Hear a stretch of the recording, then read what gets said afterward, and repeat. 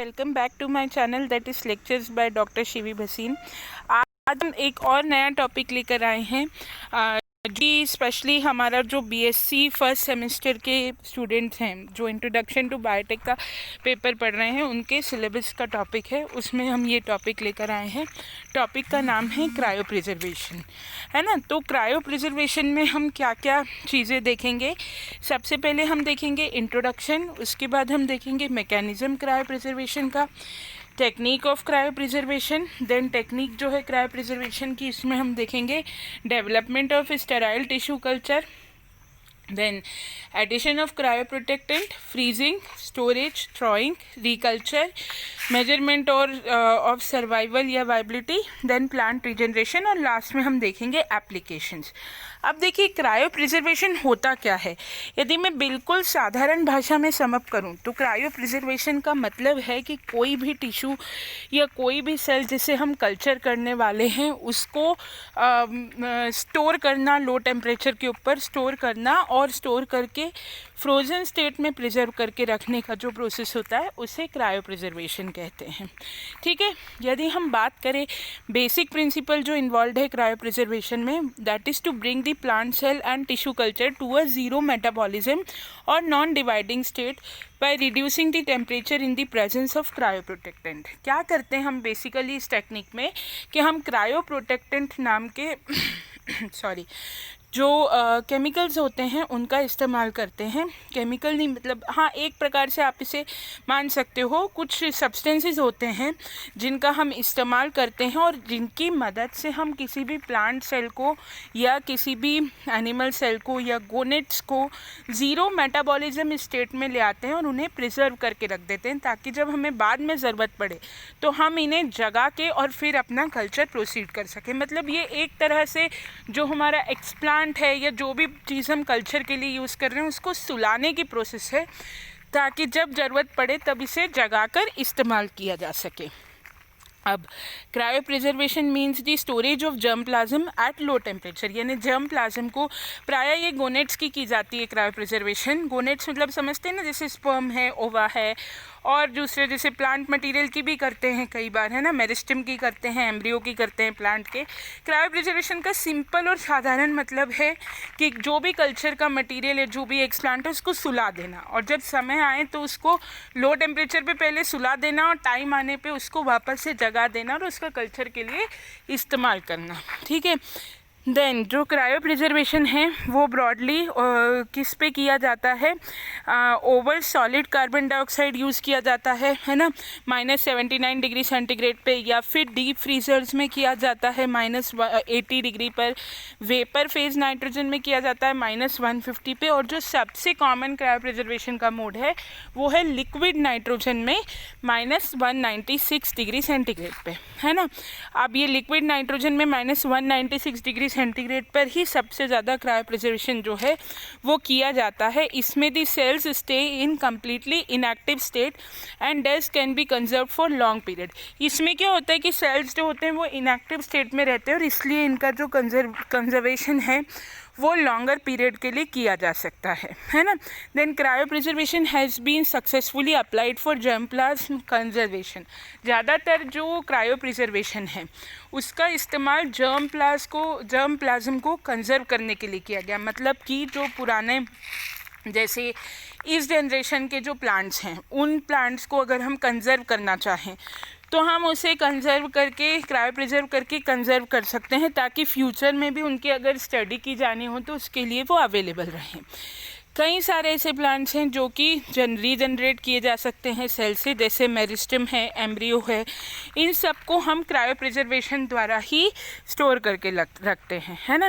Then mechanism of cryo preservation की यदि हम बात करें तो जो technique of freeze preservation is based on the transfer of water present in the cell from liquid to a solid state. जो technique है फ्रीज प्रिजर्वेशन की वो इस बात पे बेस्ड है कि किस तरह से transfer of water present in the cells, किस तरह से जो वाटर है जो सेल्स में प्रेजेंट होता है उसको किस तरह से हम लिक्विड से सॉलिड स्टेट में कन्वर्ट कर सकते हैं, इसके ऊपर वो टेक्निक बेस्ड है।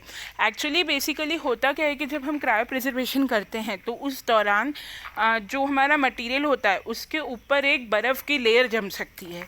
वो लेयर ना जमने पाए इसलिए हम क्रायो प्रोटेक्टेंट का इस्तेमाल करते हैं, जो मैं आपको अभी आगे बताऊंगी।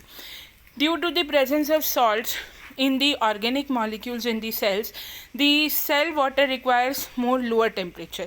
और सॉल्ट की प्रेजेंस के कारण क्या होता है कि लो टेम्परेचर पे यदि हम मटेरियल को क्रायो प्रिजर्व करें तो वो ज़्यादा अच्छा होता है, वो ज़्यादा बेनिफिशियल होता है। When is stored at low temperature the metabolic process and biological deterioration in the cell tissue almost come to stand still. और क्या होता है कि लो टेम्परेचर पे प्रिजर्व करने के कारण जो भी मेटाबॉलिक एक्टिविटी होती है सेल की वो फ्रीज हो जाती है। हमारा मुख्य उद्देश्य है वो ये है कि हम सेल को सुप्त अवस्था में ले जाएं, उसे सुला दें। कैसे सुलाएंगे? उसको लो टेम्परेचर पे स्टोर करेंगे जिससे कि जो उसका मेटाबॉलिक एक्टिविटी है वो क्या हो जाए, वो बिल्कुल क्षीण हो जाए, बिल्कुल लो हो जाए। उससे उसकी मेटाबॉलिक एक्टिविटी को हम बिल्कुल बंद कर देंगे, ठीक है।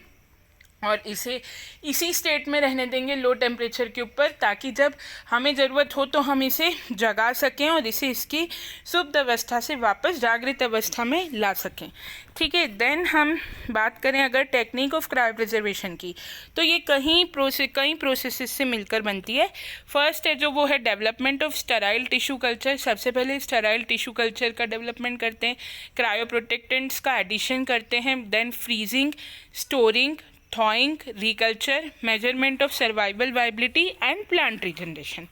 देखिए, सबसे पहले कोई भी मटेरियल क्रायो प्रिजर्व करने के लिए सबसे ज़रूरी बात है कि हम वो प्लांट स्पीशीज़ को सिलेक्ट करें और जो भी टिश्यू हैं उसको हम देखें मार्फोलॉजिकली, फिजियोलॉजिकली, उस पूरे टिश्यू की स्टडी करने के बाद या उस एक्सप्लांट मैंने आपको पहले भी समझाया है, प्लांट का वो टुकड़ा जिसका हमें कल्चर करना, उस एक्सप्लांट की पूरी फिजियोलॉजिकल और मार्फोलॉजिकल कैरेक्टरिस्टिक्स स्टडी करने के बाद ही हम उसको क्रायो प्रिजर्व करें। तो उससे हमें पता पड़ेगा कि कौन से मेथड से इसे -50 पे स्टोर करें, इसे -80 पे स्टोर करें, किस टेम्परेचर पे इसे क्रायो प्रिजर्व करने से बेस्ट रिजल्ट्स प्राप्त होंगे, ठीक है। कोई सा भी टिश्यू हम प्लांट से लेकर उसका क्रायो प्रिजर्वेशन कर सकते हैं। जैसे मेरिस्टेम से हम टिश्यू ले सकते हैं, एम्ब्रियो से ले सकते हैं, एंडोस्पर्म से ले सकते हैं, ओव्यूल से ले सकते हैं, सीड से ले सकते हैं, कल्चर्ड प्लांट सेल से ले सकते हैं, ठीक है। अब इन सब में जो सबसे बेस्ट है, मेरिस्टेमेटिक सेल से यदि हम टिश्यू लेते हैं या सस्पेंशन सेल कल्चर लेते हैं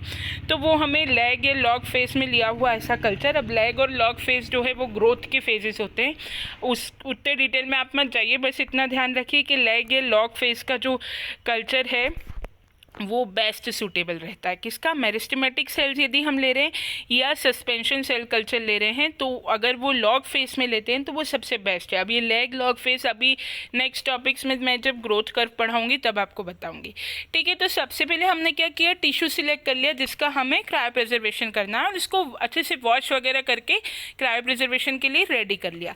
अब सेकेंड काम हम क्या करेंगे, इसके अंदर हम क्रायो प्रोटेक्टेंट डालेंगे। क्रायो प्रोटेक्टेंट क्यों डाला जाता है? क्रायो प्रोटेक्टेंट इसलिए डाला जाता है कि जब हम किसी भी टिश्यू को क्रायो प्रिजर्व करते हैं, लो टेम्परेचर के ऊपर फ्रीज करते हैं, तो उसके आसपास क्या होता है, एक बर्फ़ की जो लेयर है उसके आसपास एक बर्फ़ की जो लेयर है वो जम जाती है।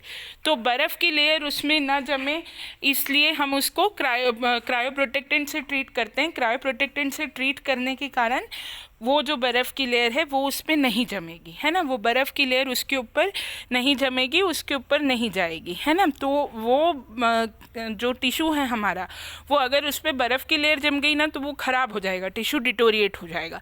तो क्रायो प्रोटेक्टेंट का मेन काम होता है कि वो उस टिश्यू को डिटोरिएशन से बचाए। और बर्फ़ की लेयर हम जमने इसलिए नहीं देते ताकि हमारा टिश्यू ख़राब ना हो। तो अगर हम मटेरियल के ऊपर क्रायो प्रोटेक्टेंट की कोटिंग कर देंगे तो ये क्रायो प्रोटेक्टेंट आइस फॉर्मेशन उस टिश्यू पे, उस पार्ट पे नहीं होने देगा। बहुत सारे क्रायो प्रोटेक्टेंट्स यूज़ होते हैं जैसे कि डाईमिथाइल सल्फॉक्साइड है, ग्लिसरॉल है, इथिलीन है, पॉलीइथीन है, सुक्रोज है, मैनोस है, ग्लूकोज है, प्रोलीन है और एसिटामाइड है। ये सब क्रायोप्रोटेक्टेंट्स यूज़ हो सकते हैं, है ना। देन आती है freezing. The sensitivity of the cells to low temperature is variable and largely depends upon plant species. 4 प्रकार की डिफरेंट फ्रीजिंग मेथड्स होती है। ये हम कौन सी स्पीशीज़ ले रहे हैं उसके हिसाब से हम डिसाइड करते हैं कि कौन सी मेथड इस्तेमाल करेंगे। सबसे पहली होती है slow freezing method. Slow freezing method में बिल्कुल देखिए, एक बात ध्यान रखना, जब भी हम टिश्यू को प्रिजर्व कर रहे हैं तो वो भी धीरे धीरे करेंगे, मतलब एकदम से उसे लो टेम्परेचर पे एक्सपोज नहीं करेंगे, धीरे धीरे उसका टेम्परेचर घटाएंगे। और जब हम इस टिश्यू को बाहर निकाल कर नॉर्मल एनवायरनमेंट में लाएंगे या इसको हाई टेम्परेचर पे ले जाएंगे तो भी हम धीरे धीरे उसे हाई टेम्परेचर पे ले जाएंगे। एकदम से कोई भी ट्रीटमेंट देंगे तो वो शॉक ट्रीटमेंट की तरह काम करेगा, है ना। तो स्लो फ्रीजिंग मेथड्स में क्या करते हैं कि जो मटेरियल है उसको 0.5 से 5 डिग्री सेंटीग्रेड पर स्टोर करते हैं, 0 डिग्री से, या फिर उसको 0 डिग्री से 100 डिग्री सेंटीग्रेड के बीच में स्टोर करते हैं। इसके बाद इसका ट्रांसफ़र करते हैं लिक्विड नाइट्रोजन में। इसके बाद हम इसे लिक्विड नाइट्रोजन में ट्रांसफ़र करते हैं।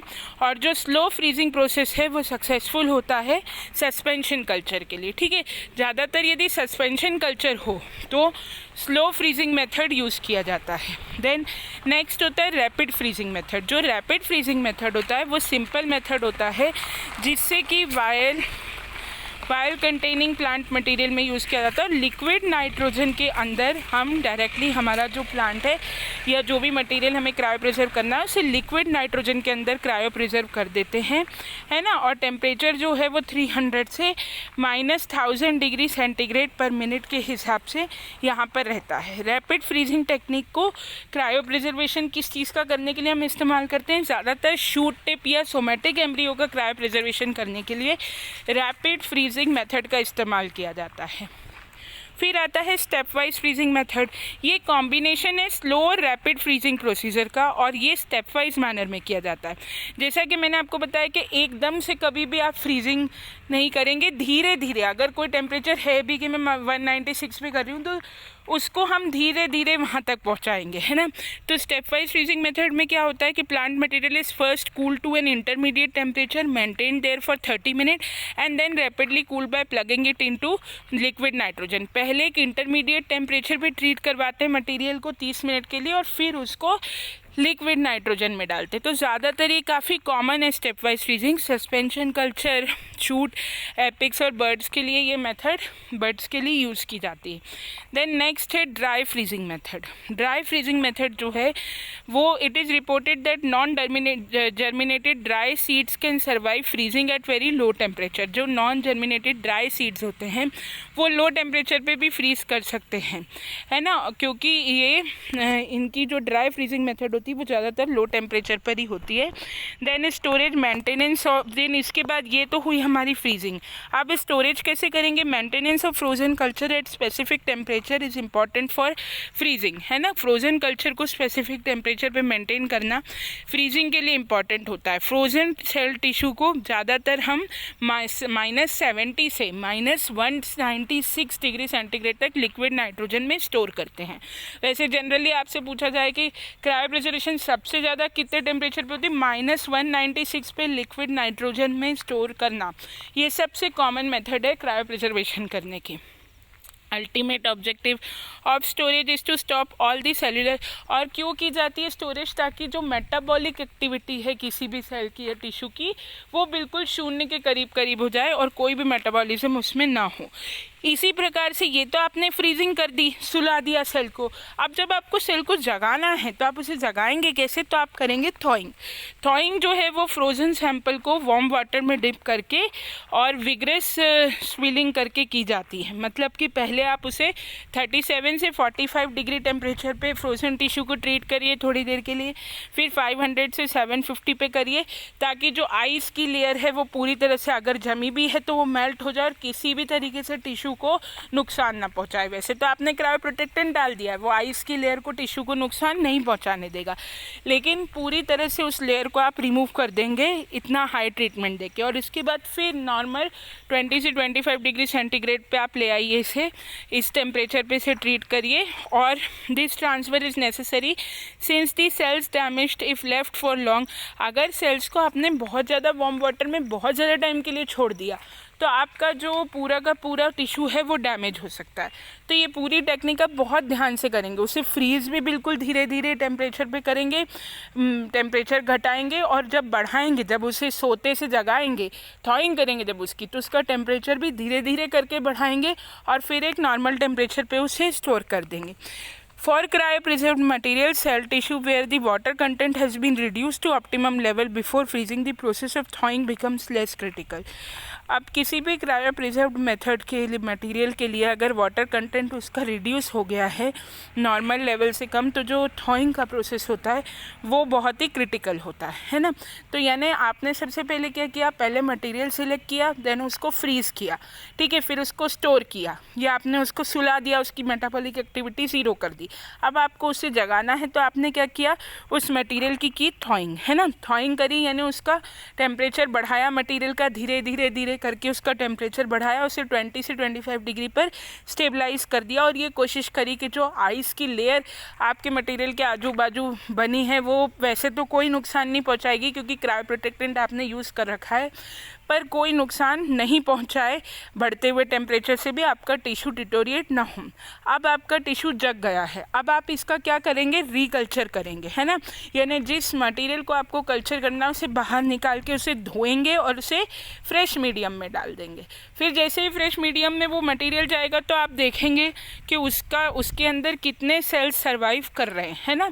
कभी कभी ऐसा होता है कि अगर आप 100 सेल्स लेकर उसका कल्चर कर रहे थे तो थॉइंग होने के बाद केवल 60 ही सर्वाइव कर रहे हैं। बहुत सारे ऐसे सेल्स होंगे जो इस प्रोसेस को नहीं झेल पाएंगे और कहीं ना कहीं बीच में ही मर जाएंगे। तो वाइबिलिटी देखना, वाइबिलिटी फ्रोजन सेल्स की मेज़र करना, ये बहुत ज़रूरी है। तो ये रिकल्चर के बाद या थॉइंग के बाद की जाती है। स्टेनिंग टेक्निक अप्लाई की जाती है। देन आपने देख लिया कितने ज़िंदा हैं, तो सेल को ऑब्जर्व करने के लिए आप डिफरेंट स्टेन्स यूज़ कर सकते हैं।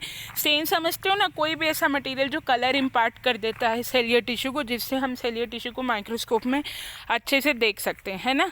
ट्राइफिनाइल टेट्राजोलोन क्लोराइड, इवांस ब्लू, फ्लोराक्रीन डाईएसीटेट, इनको हम कॉमनली यूज़ कर सकते हैं, है ना, सर्वाइवल के लिए। देन बेस्ट इंडिकेटर वाइबिलिटी को मेजर करने का ये होता है कि हम नंबर ऑफ सेल्स, टोटल जितने नंबर ऑफ सेल्स थे upon total number of cells that are thawed, कितने सेल की हमने थॉइंग करी, इसको अपॉन में करके अगर 100 से इंटू कर देंगे, मतलब टोटल जैसे 100 सेल थे, है ना, तो इसमें से थॉइंग हमने कितने की है वो इंटू 100 कर देंगे तो हमको पता पड़ जाएगा कि कितना जो है वो सेल वाइबल हैं। अभी या सीधे हम वाइबल सेल्स काउंट कर लें, जैसे 100 सेल हैं उसमें से अगर 60 जिंदा हैं तो हम कहेंगे कि 60% सेल्स वाइबल हैं, है ना, यानी 60% सेल्स इस प्रोसेस को सर्वाइव कर पाए। देन प्लांट रीजनरेशन, अब आप रिकल्चर करेंगे तो उसके बाद जो पूरा जर्म प्लाज्म है वो पूरे के पूरे नए प्लांट को जनरेट कर देगा और कल्चर बिल्कुल नॉर्मली वैसे ही प्रोसेस कर जाएगा जैसा कोई भी साधारण प्लांट टिश्यू कल्चर करता है। बस हमने जो स्टेप ऐड करी वो ये कि हमने थोड़े समय के लिए जिस प्रकार खाना प्रिजर्व किया जाता है, जिस प्रकार एक बहुत कॉमन चीज़ आपने देखी होगी पहले के ज़माने में, पता नहीं आप लोगों ने वो टाइम देखा है कि नहीं, लेकिन जब हम छोटे थे तो हम देखते थे कि मेथी की सब्ज़ी केवल सर्दियों में मिलती है, मटर जो है वो केवल सर्दियों में मिलता है।